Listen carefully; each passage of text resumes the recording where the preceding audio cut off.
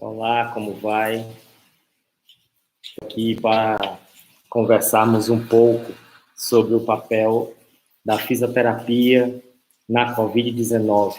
Muito tem se falado atualmente, se enaltecido o papel do fisioterapeuta na Covid-19 e muitas pessoas gostariam de entender um pouco melhor como é que é o papel da fisioterapia, né? Principalmente nos pacientes com quadros clínicos moderados a graves, que são aqueles pacientes que ficam internados, é isso? Então quando ocorre o comprometimento da função pulmonar, que afeta as trocas gasosas, esse comprometimento vai aumentar a demanda ventilatória, principalmente do músculo diafragma.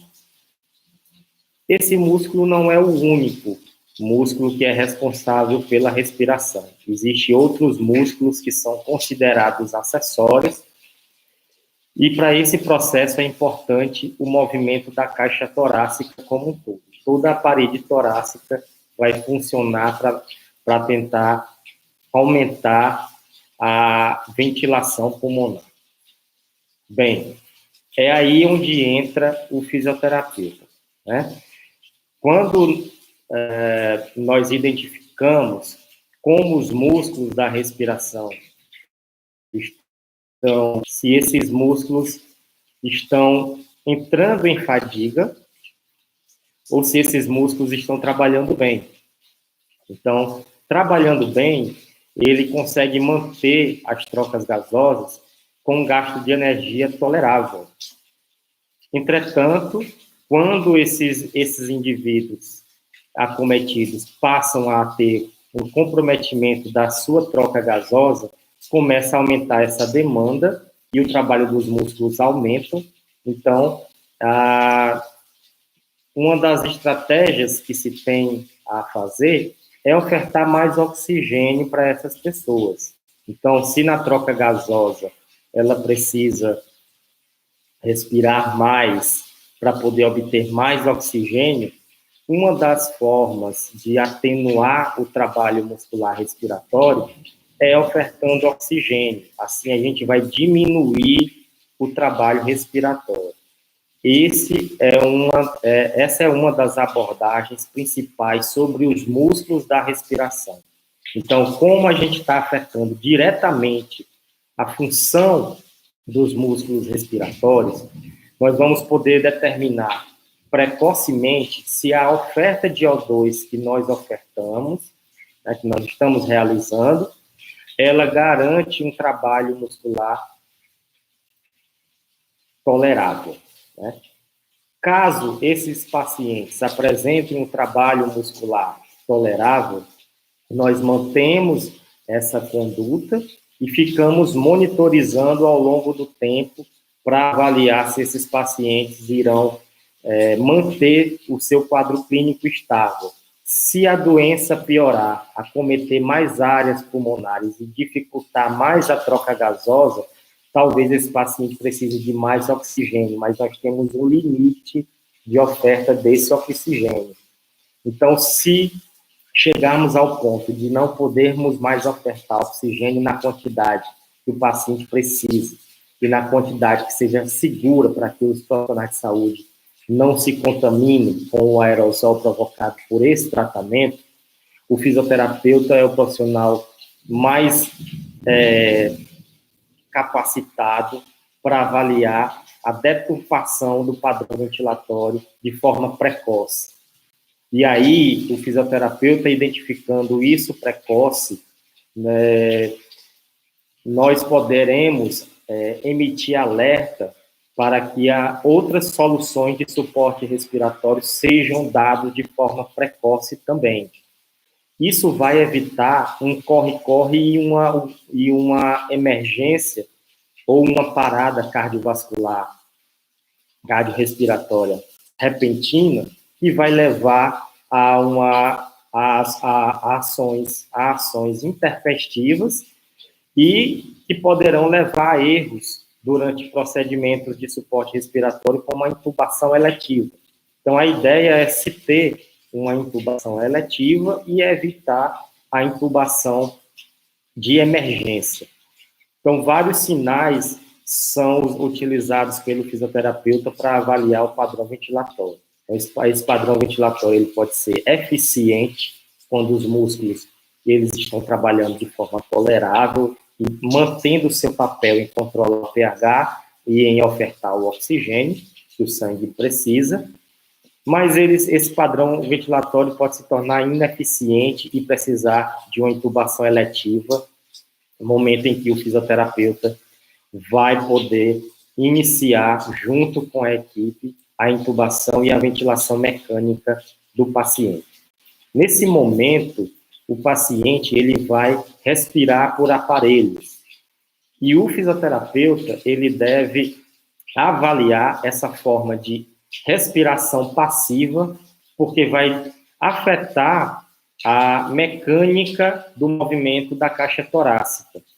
Então, a evolução do paciente é respirar de forma passiva através desse aparelho, depois ele passa a respirar com uma ajuda do aparelho, e depois ele fica independente do aparelho.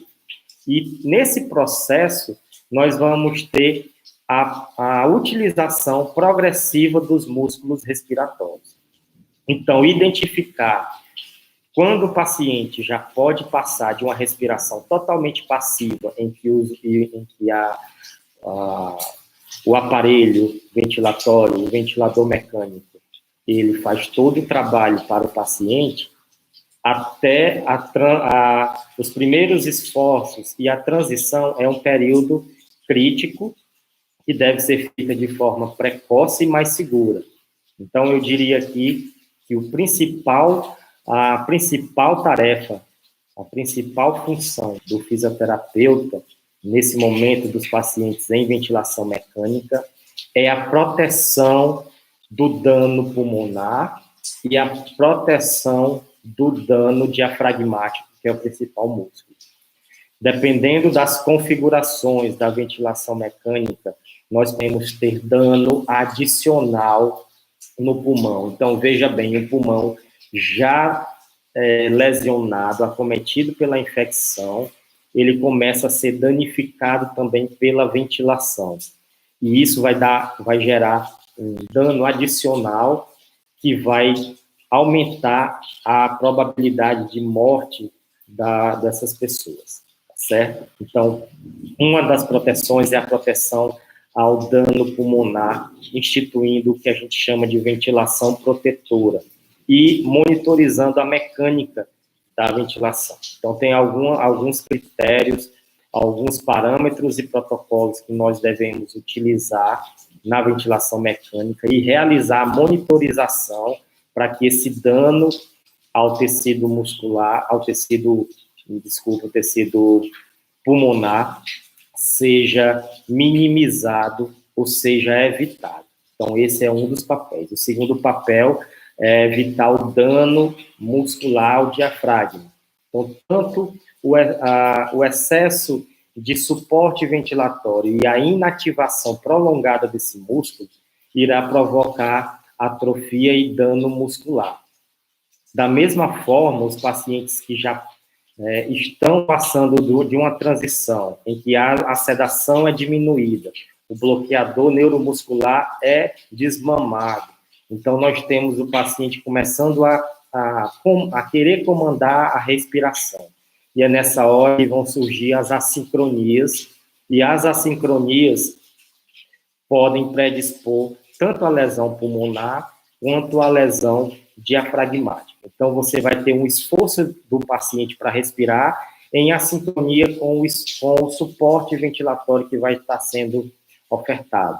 E cabe ao fisioterapeuta identificar o melhor modo e a melhor forma de estar ventilando esse paciente para que não haja esforço excessivo do músculo diafragma, nem esforço insuficiente desse músculo diafragma, de modo que ele não acelere o processo de atrofia. Então, as duas metas principais do fisioterapeuta é evitar o dano ao ao tecido pulmonar e o dano ao tecido muscular. Fazendo assim, o paciente pode evoluir pela sua fase crítica da doença, passar por ela sem maiores complicações e, aos poucos, retomar o comando da respiração num processo que ele vai iniciar um desmame e até progredir a extubação, que é a retirada do ventilador mecânico e a retomada da autonomia da respiração pelo paciente.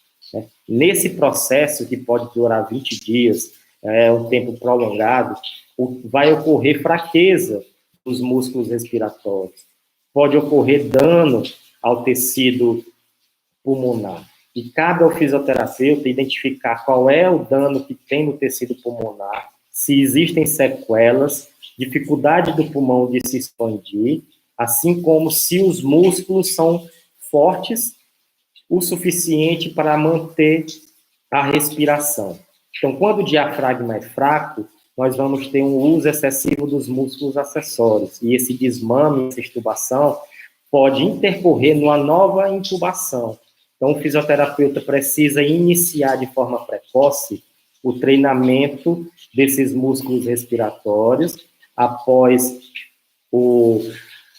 a retirada, a extubação, e o paciente tiver critério de estabilidade, ele deve progredir com treinamento físico, tanto dos músculos respiratórios, quanto dos músculos periféricos, que ficaram em hipoatividade por um tempo prolongado e vai levar a complicações e risco de reinternação, riscos elevados de incapacidades que podem ficar com a síndrome pós-terapia intensiva.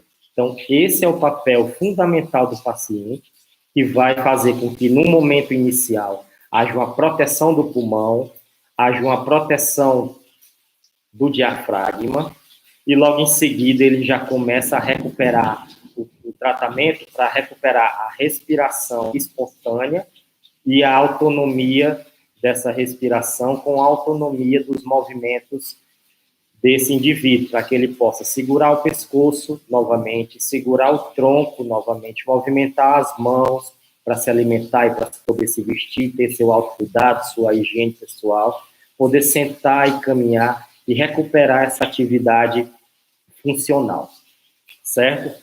Então, nós estaremos de volta discutindo mais temas específicos da fisioterapia respiratória, que é uma especialidade dentro da fisioterapia e que faz com que nós possamos ter um olhar mais específico, mais focado nas disfunções respiratórias, como que elas ocorrem, como que elas progridem e como elas devem ser recuperadas. Um abraço, a gente retorna.